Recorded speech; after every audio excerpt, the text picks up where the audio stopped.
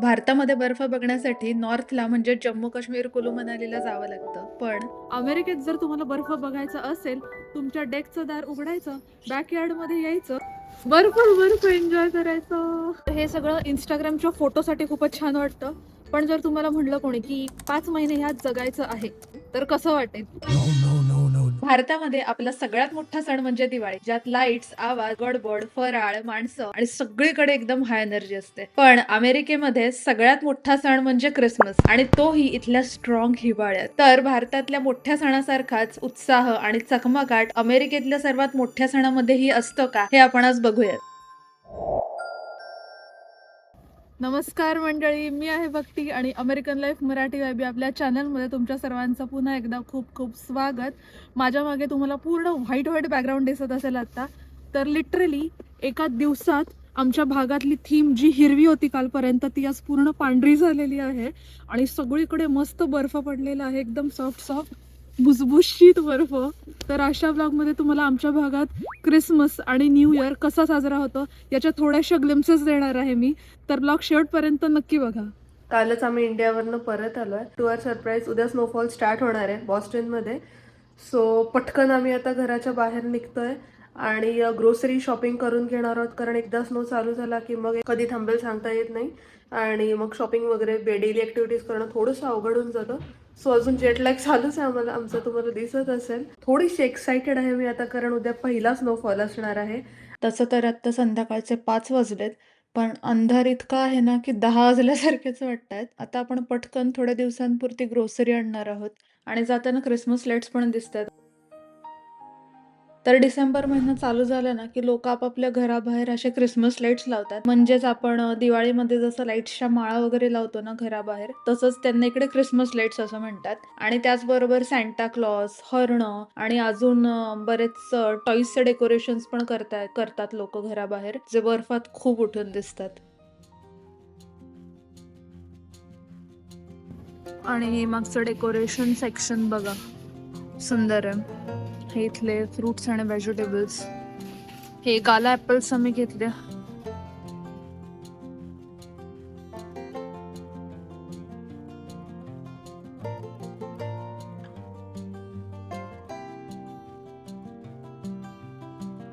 आणि हे वेगवेगळ्या प्रकारचे ब्रेड्स आहेत. चला आता सामान घेऊन झालेलं आहे, घरी जाऊयात. Good morning. सकाळचे 5 वाजलेत आणि माझा जेटलॅग चालू असल्यामुळे मी 4:30लाच उठून बसली आहे. सगळ्या स्वयंपाकात ताटपून घेणार आहे, सो दॅट मला स्नोमध्ये बाहेर खेळता येईल.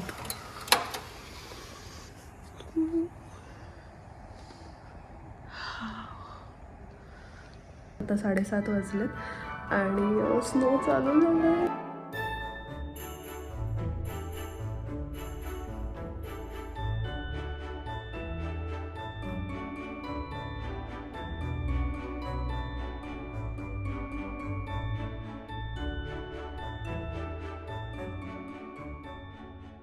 हा आमचा बॅकयार्डचा व्ह्यू होता.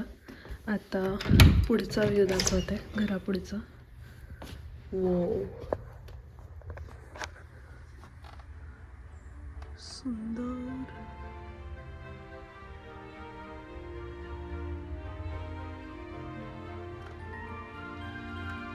पहिला स्नो या वर्षीचा.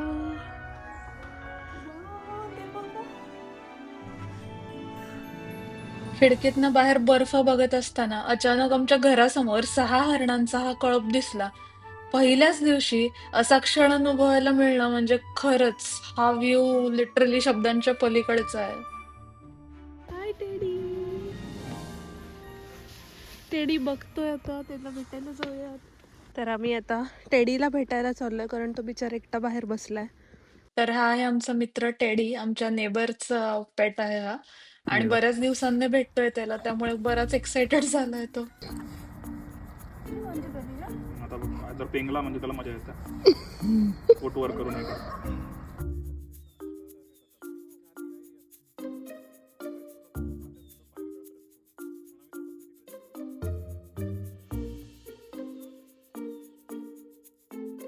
आता आम्ही खाली आलोय हरणं बघायला, पण ते गेलेत वाटतं. त्यांच्या पायांचे ठसे दिसतात हे बघा.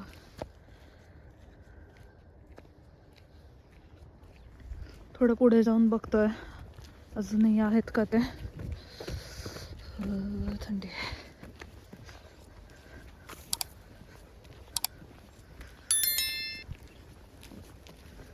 हे बघा इथे अशी गाडी दिसते, यावरती असा स्नो साचतो आणि मग टूल्स असतात बरेच. स्नो रिमूव्हल टूल असतं ज्याने हा बर्फ काढतात. आता मी ट्रेलवरती चालली आहे. ह्याच ट्रेलवर कधी कधी मी वॉक करायला येते तेव्हा पूर्ण हिरवळ असते, कलरफुल लीव्ज असतात, पानं असतात.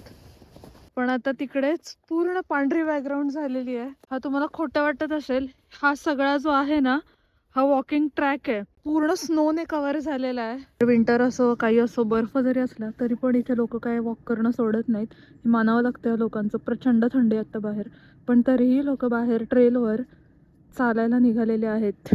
हवा इतकी थंड आहे, टेम्परेचर आत्ता -6 आहे आणि त्यामुळे हे ऊन जरी असलं तरी हा बर्फ काही वितळत नाही. चला तर आज क्रिसमस आहे आणि हॉलिडे सीझन असल्यामुळे लोक वेकेशनला जातात किंवा घरीच रिलॅक्स करतात. काही लोक फ्रेंड्सला भेटतात, छान कुकिंग करतात, बोर्ड गेम्स खेळतात. थोडक्यात काय तर अशा पद्धतीने सण साजरा करतात. तर यावर्षी आम्ही पण हेच करणार आहोत, पण आपल्या मराठमोळ्या स्टाईलमध्ये. आम्ही पण आमच्या फ्रेंड्सकडे लंचला गेलो आणि नुकतंच इंडियातनं परत आल्यामुळे त्यांनी केलेला पदार्थ बघून इतका आनंद झाला ना की सगळा मूडच लिफ्ट झाला. हा वडापाव बघून मन एकदम भरून आलं.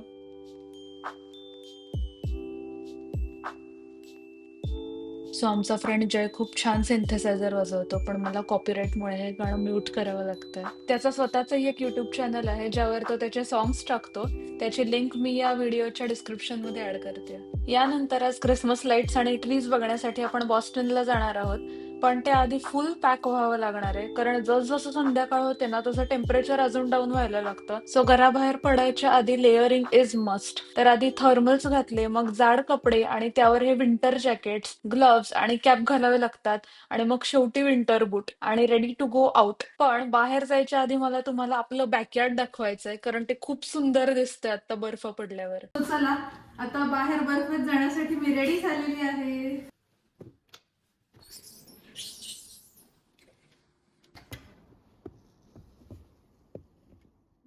तर हे आहे आमचं डेक आणि हे आहे बॅकयार्ड.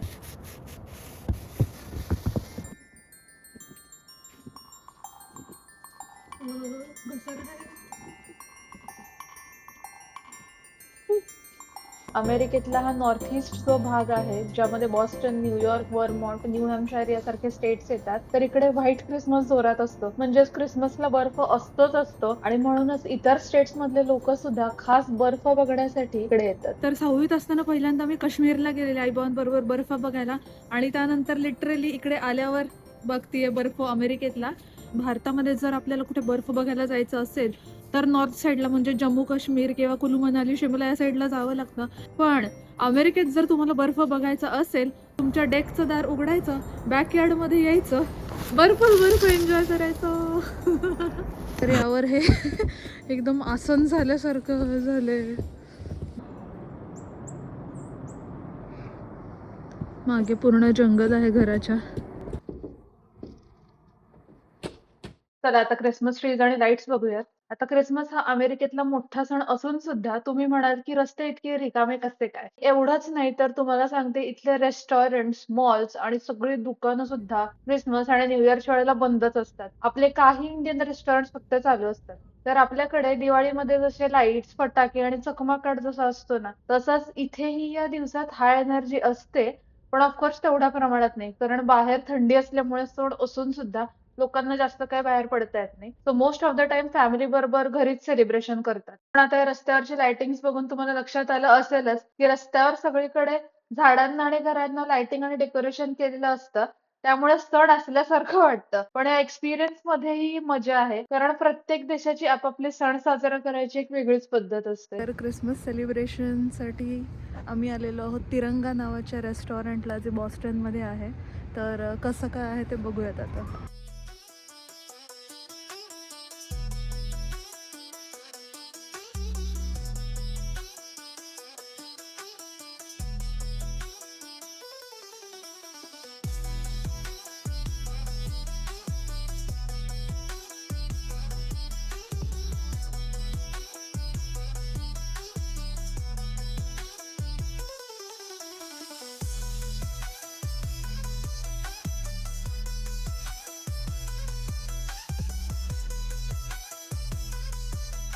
तर मी घेतला तर रगडा समोसा $13 आणि कच्ची दाबेली आहे. आणि आमचं जेवण आलेलं आहे, पावभाजी, रगडा पॅटीस आणि कच्ची दाबेली. या रेस्टॉरंटचं इंटिरियर खूपच गोड आहे. इथे इंडियन स्ट्रीट फूड मिळतं आणि खरं सांगू का, कसंही असलं ना तरी कधी कधी थोडी जरी भारतासारखी चव आली तरी खूप भारी वाटतं.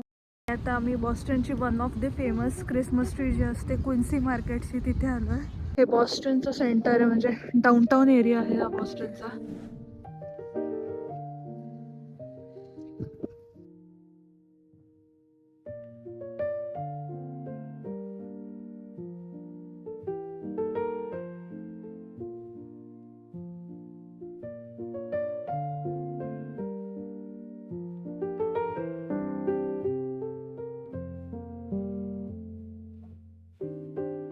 आम्ही निघतोय तर इथे 5 मिनिटं सुद्धा थांबत नाहीये.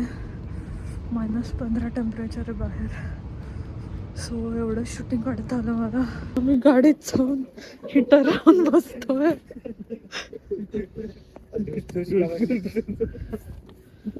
चला, क्रिसमस झाला, आता वर्षाचा शेवट करूयात एका शॉर्ट आणि sweet new year सेलिब्रेशनने.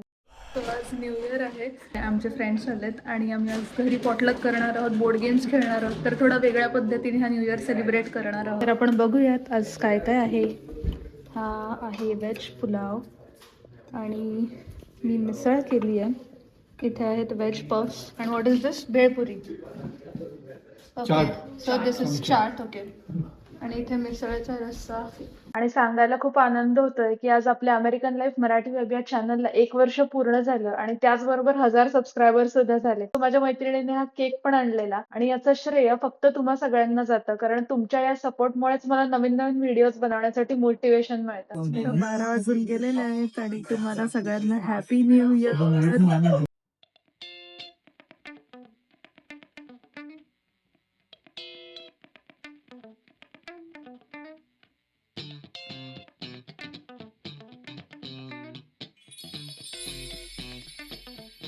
I hope तुम्हाला या वर्षीचा पहिला विंटर ब्लॉग आवडला असेल. पण तुमच्यापैकी बरेच जणांना विचारलेला एक मोठा प्रश्न उरतोच नाही का, की इतक्या बर्फात लोक ग्रोसरी, काम आणि रोजचं आयुष्य कसं मॅनेज करतात. तर हे सगळं मी तुम्हाला पुढच्या शुक्रवारी ब्लॉग मध्ये दाखवणार आहे. आणि असेच अजून काही प्रश्न असतील ना तर मला कमेंट सेक्शन मध्ये बिनधास्त विचारा. हा ब्लॉग आवडला असेल तर लाईक आणि शेअर नक्की करा आणि या चॅनलवर नवीन असाल तर सबस्क्राईब करायला विसरू नका, कारण दर शुक्रवारी मी तुमच्यासाठी या अमेरिकन लाईफचे आपल्या मराठी वाईब मध्ये नवीन ब्लॉग्स घेऊन येत असते. तर आता भेटूयात पुढच्या शुक्रवारी. तोपर्यंत बाय आणि टेक केअर.